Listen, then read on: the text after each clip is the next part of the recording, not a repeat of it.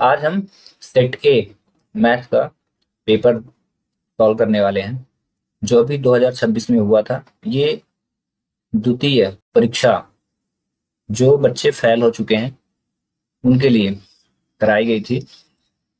तो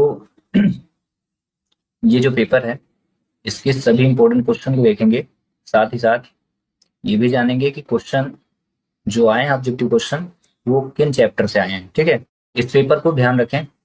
जो भी नए बच्चे 9th से 10th में गए हैं वो जरूर इस पेपर को देखें, और यदि आपने प्रिपरेशन शुरू कर दी है तो आपको इन क्वेश्चनों को पढ़ने के बाद कॉन्फिडेंस गेन होगा कि जो भी हम क्वेश्चन पढ़ रहे हैं वो रियल में पेपर में आते हैं कि नहीं। ये मेन एग्जाम में वो पेपर है। ठीक है, तो देखिए शुरू करते हैं। पहला क्वेश्चन देखेंगे, इसका ऑब्जेक्टिव टाइप क्वेश्चन है। ये चैप्टर 3 से आया है। रैखिक समीकरण युग्म के युग्म a1x plus b1y plus c1 is equal 0 और a2x plus b2y plus c2 is equal 0 का एक अद्वितीय हल होगा। मतलब क्या हो सकता है। ठीक है, यानी यूनिक सोल्यूशन पूछा जा रहा है कि क्या होगा।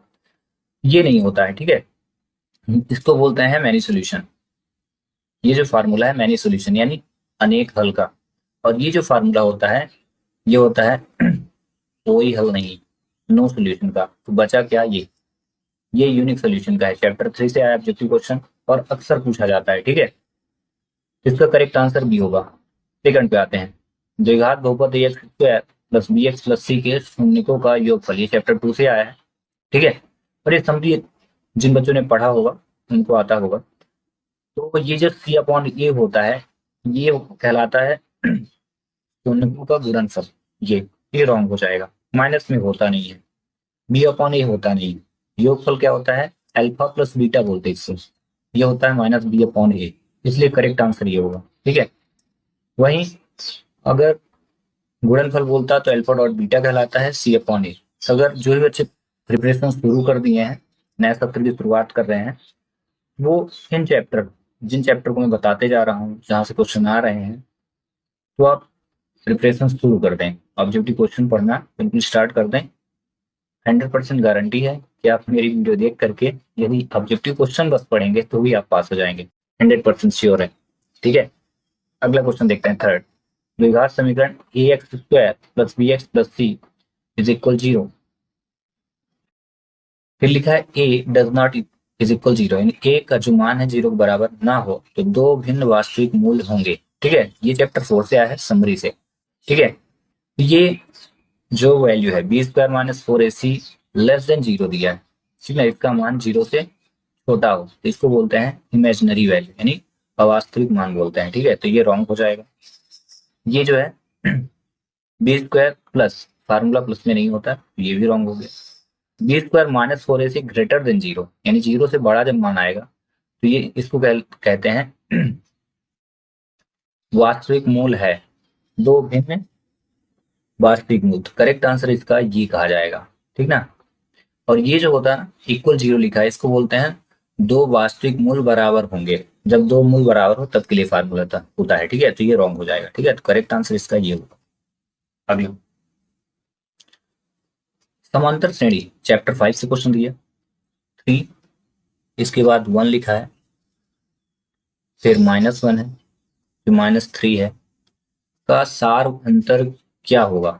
ठीक है आपको बताना है। इसको बोलते हैं कॉमन डिफरेंस। इसमें देख लेते हैं थोड़ा क्या क्वेश्चन लिखा है। 3, ये देखिए 3 लिखा है, फिर 1, फिर -1। तो कॉमन डिफरेंस निकालते हैं तो डी से रिप्रेजेंट करते हैं, तो D is equal a2 minus a1 होता है। तो इसका सोल्यूशन क्या था, ये a2 है। 1 -3 जैसे ही करते आंसर आता तो -2, यानी करेक्ट आंसर इसका क्या होगा, -2। ठीक है, the common difference of arithmetic progression chapter 5 का। ठीक है, ये करेक्ट आंसर हो जाएगा। यहाँ पे ये श्योर है, बाकी ये सभी रॉन्ग है। ठीक है, ऐसे ही एक क्वेश्चन दे देता हूँ, इसका कॉमन डिफरेंस आप फाइंड करके फार्मूला याद रखिएगा, D is equal a2 minus a1। Comments करें 2। ठीक है, फिर 2 के बाद 0, फिर 0 के बाद -2। तो अगला नंबर क्या होगा, अगला नहीं -2 के बाद -4। इसका कॉमन डिफरेंस क्या होगा आप बताएं। अगला क्वेश्चन, बिंदु P 360 की बाई अक्ष से दूरी, ठीक ना, इंग्लिश में देखते हैं क्वेश्चन क्या लिखा है। The distance of the point 36 from by axis, यानी बाई अक्ष इससे पूछा जा रहा है। तो हमेशा याद रखिएगा, अगर बाई एक्सिस से पूछेगा तो आंसर एक्स का देना है, और एक्स और एक्स एक्सिस से अगर पूछ रहा है, एक्स अक्ष से पूछ रहा है तो आंसर बाई का देना है। पूछा बाई से, ये होता है एक्स और ये होता है बाई, तो 6 आंसर नहीं देंगे, बाई है, तो आंसर क्या हो जाएगा इसका करेक्ट 3। ठीक है, ये जो पेपर है बेसिक का है, ये भी याद रखिएगा, ठीक है ना, दो होते हैं स्टैंडर्ड और बेसिक। अब ये क्वेश्चन आया कहाँ से, तो आपको बता दें, ये क्वेश्चन 7 चैप्टर का है। वही यदि किसी घटना की प्रायिकता पी है तो इसकी पूरक घटना की प्रायिकता क्या होगी, ठीक है ना, तो इसका करेक्ट आंसर 1 माइनस पी होगा। क्या होगा, 1 माइनस पी। ये लास्ट चैप्टर से क्वेश्चन आया है, ठीक है। यदि किसी घटना की प्रायिकता पी है तो उसकी पूरक घटना क्या होगी, 1 माइनस पी। ठीक है, चलिए अब देखते हैं रिक्त स्थानों की पूर्ति करना है। पहला क्वेश्चन, रूट 5 एक संख्या है किस प्रकार की, इसको परिमेय संख्या बोलते हैं, चैप्टर 2 से आया है, ठीक है। और चैप्टर फर्स्ट का है, 1.2 की स्टडी अच्छे से करें, ठीक ना।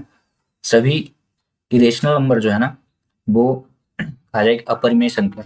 अपरिमेय संख्याएं इस फॉर्म में रहेंगी, जैसे 2 हो गया, 3 हो गया, इनका जो कहा जाए परफेक्ट स्क्वायर रूट नहीं होता है, ठीक है। तो जितनी भी अभाज्य संख्याएं हैं जो रूट में हो वो सभी अपरिमेय होंगी, जैसे 7 अभाज्य संख्या, ठीक ना, प्राइम नंबर कहते हैं।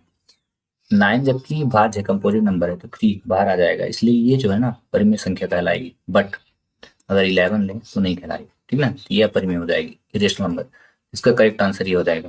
तो ये काफी बार एग्जाम में पूछा गया और अक्सर आता है, कभी रूट 5 पूछेगा तो कभी रूट 3 पूछेगा, तो कभी रूट 7 पूछेगा तो कभी रूट 13 पूछ लेता है, ठीक है। तो इस क्वेश्चन की प्रैक्टिस करें आप, इसको लिख करके याद कर लें। एक बहुपद जिसके साथ एक है वह बहुपद कहलाता है, जिसको बोलते हैं रैखिक बहुपद, ठीक है, रैखिक बहुपद, लीनियर पॉलिनोमियल बोलते हैं, ठीक है। अगला क्वेश्चन देखिए, ये चैप्टर 2 का है। दो त्रिभुज समरूप होते हैं यदि उनके संगत कोण क्या होते हैं, बराबर, इक्वल, बराबर होते हैं। ये चैप्टर 6 का है, और फिल द ब्लैंक्स की स्टडी आप करें या समरूप त्रिभुज के गुण जो होते हैं उनको पढ़ लें, तब भी आपको काम बन जाएगा। क्वेश्चन नंबर 4, किसी बिंदु की x अक्ष से दूरी उस बिंदु का क्या कहलाता है, बाई निर्देशांक। ये करेक्ट है, बाई कहलाएगा। जब x एक्सिस से डिस्टेंस पूछेगा, इससे पहले ऑब्जेक्टिव क्वेश्चन में भी क्वेश्चन आया, तो आपको आंसर बाई देना है, और बाई से पूछेगा तो निर्देशांक क्या बोलेंगे, x निर्देशांक बोलेंगे, ठीक है, ये होता है। किसी वृत्त की स्पर्श रेखा उसे बिंदु या बिंदुओं पर प्रतिच्छेद करती है, तो कितने बिंदुओं पर, तो स्पर्श जैसे ये हो गया और यहाँ स्पर्श कर दी ऐसे करके, तो कितने बिंदु, सिर्फ एक बिंदु पर टच करते हैं। ये चैप्टर 10 से क्वेश्चन आया, ये चैप्टर 7 से क्वेश्चन आया, ठीक है। वृत्त के केंद्र पर बनने वाले कोण का अंशीय मान, ये टोटल कितने डिग्री का होता है, तो ये 360 डिग्री का होता है, ठीक है, टोटल। ये चैप्टर 11 से आया। तो सभी क्वेश्चन जो है चैप्टर वाइज आ रहे हैं, एक एक क्वेश्चन हर एक चैप्टर से आ रहा है। तो आपको एनसीईआरटी की बुक पर आप अच्छे से पढ़ लीजिए, तब भी आपसे ये क्वेश्चन बन जाएंगे। ना तो आपको देवीलाल पढ़ने की जरूरत है, ना हीरालाल, ना मोतीलाल, बस बुक पढ़िए। साथ ही साथ जो भी क्वेश्चन मैं अपलोड करता हूँ, ऑब्जेक्टिव क्वेश्चन एक्सप्लेन करके आपको बता देता हूँ, उसकी स्टडी कर लीजिए। 100% श्योर है, आप सिर्फ ऑब्जेक्टिव क्वेश्चन बस अटेम्प्ट करके आएंगे ना, 30 के 30 आपको बन जाएंगे। आप क्वेश्चन ना भी अटेम्प्ट करें, यानी क्वेश्चन नंबर 6, 5 तक क्लियरली पढ़ लीजिए, आप पास हो जाएंगे मैथ में, गारंटी, ठीक है।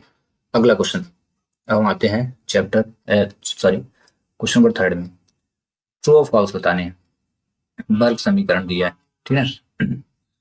x bracket x minus 1 is equal 0, तो x का मान क्या होगा, बोला जा रहा है। x का मान 0 होगा और 1 होगा क्या, तो देखिए बताते हैं। x bracket x minus 1 is equal 0 लिखा है, एक बार x इज इक्वल 0 हो जाएगा ये x, और एक बार x माइनस 1 इज इक्वल 0 तो x इज इक्वल 1 आ जाएगा। मतलब करेक्ट आंसर क्या होगा, 0 और 1 ही होगा, इसलिए ये ट्रू कहलाएगा, ठीक है। ऐसे ही क्वेश्चन दे देता हूँ, x ब्रैकेट x माइनस 2, ठीक है, इज इक्वल 0, तो बताइए x का मान क्या हो सकता है, 2 आएगा, बताइए क्या होगा। इसी प्रकार सॉल्व करना है। अगला क्वेश्चन देखें, समद्विबाहु त्रिभुज सदैव समरूप होते हैं। समद्विबाहु मतलब जिसकी दो भुजाएं बराबर हो, ठीक है, जैसे ठीक है, ये भुजा बराबर, ठीक है ना। ये ये भुजा और ये भुजा बराबर। तो इसका करेक्ट आंसर होगा नहीं होते हैं, ठीक है। सभी समद्विबाहु त्रिभुज सदैव समरूप होते हैं, बिल्कुल भी नहीं होते, ठीक है। ये बिल्कुल ही रॉन्ग हो जाएगा। ये चैप्टर 6 का है। अगला क्वेश्चन ये चैप्टर 8 से आया है। 1 + tan square theta is equal sec square theta एक त्रिकोणमितीय सर्वसंख्या है, तो बिल्कुल करेक्ट है। तीन सर्वसंख्याएं होती हैं, ये जो है ये दूसरी है, ठीक है। पहली सर्वसंख्या जो है ये है sine square theta plus cos square theta is equal 1। तो तीसरी सर्वसंख्या क्या होती है आप कमेंट्स करें, अगर आप प्रिपरेशन कर रहे हैं और चैप्टर 8 पढ़े हैं तो। अदरवाइज आप कमेंट्स करें, हम आपको बता देंगे, ठीक है। बट याद कर लीजिएगा तीनों। अगला क्वेश्चन, एक वृत्त की दो समांतर स्पर्श रेखाएं हो सकती हैं, बिल्कुल करेक्ट है। ये सर्कल है, ये और ये पैरेलल, ये और ये, ठीक है, बिल्कुल करेक्ट। ये चैप्टर 10 से आया है। दिए गए प्रेक्षणों में वह मान जो सबसे अधिक बार आता है माध्य कहलाता है, नहीं मीन नहीं कहलाता, इसको मॉड बोलते हैं। मॉड का मतलब होता है बहुलक, ठीक है। तो ये रॉन्ग हो जाएगा, ठीक है। ये चैप्टर 11, 12, 13, ये 14, 13 चैप्टर का ये। और किसी प्रयोग की सभी प्रारंभिक घटनाओं की प्रायिकताओं का योग एक होता है, तो बिल्कुल करेक्ट है। ये चैप्टर 14 से आया। हर एक चैप्टर से क्वेश्चन आ रहे हैं, वस्तुनिष्ठ भी पूछे जा रहे हैं, सत्य सत्य भी पूछे जा रहे हैं, और मैथ्स द कॉलम में भी आएगा।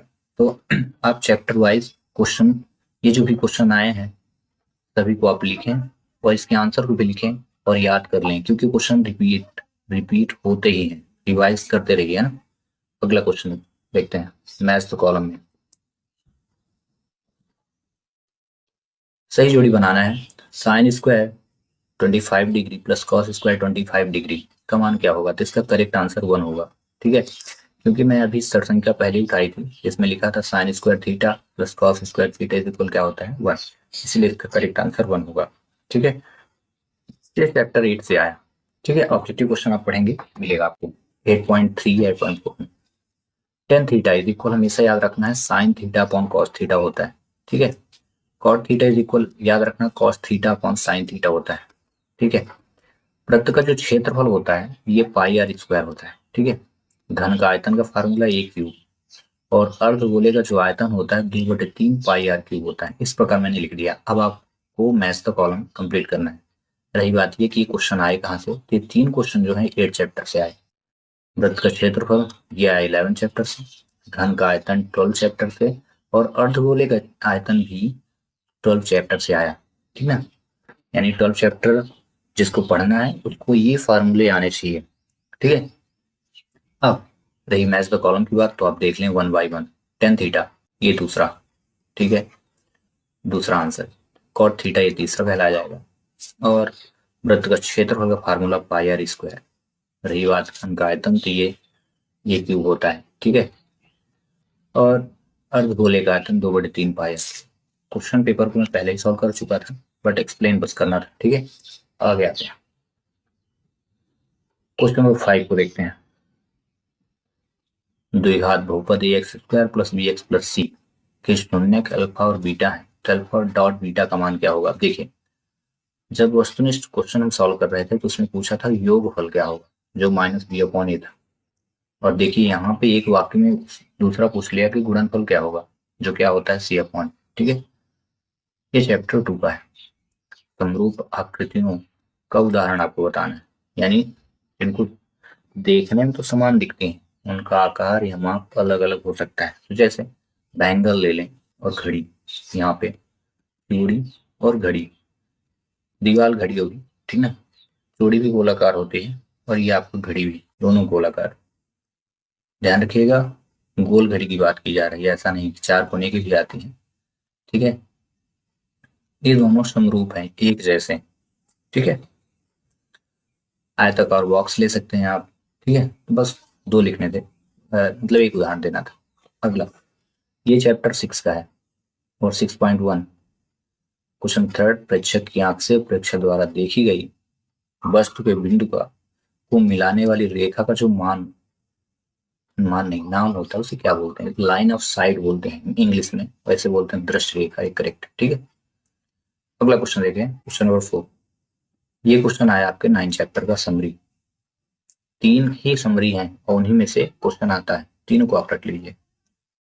वृत्त पर स्थित किसी बिंदु से कितनी स्पर्श रेखाएं खींची जा सकती? तो करेक्ट आंसर क्या होगा? अनेक। चैप्टर 10 का पहला क्वेश्चन है, 10.1 का।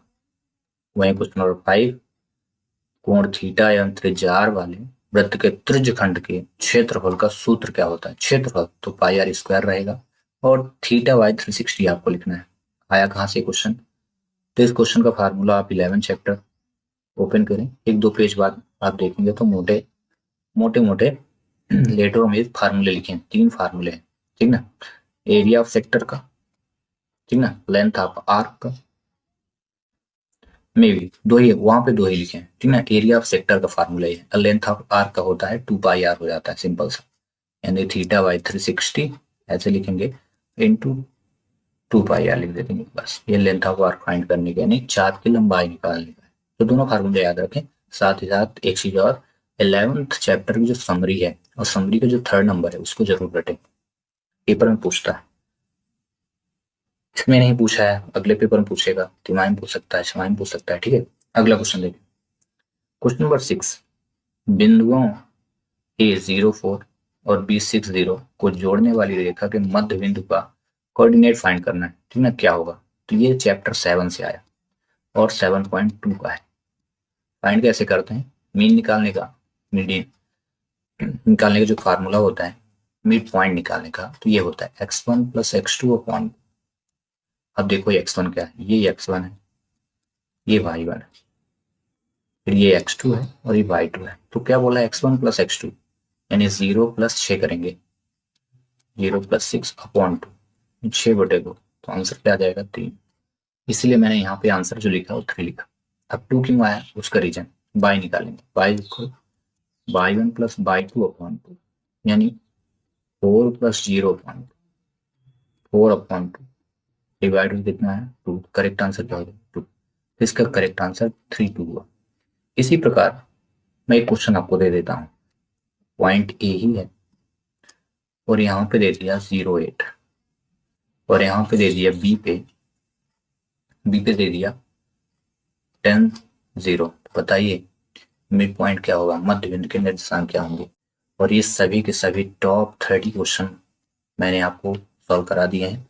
आगे जो भी क्वेश्चन होंगे उनको 1 बाय 1 करके हम अपलोड करेंगे। Thanks for watching.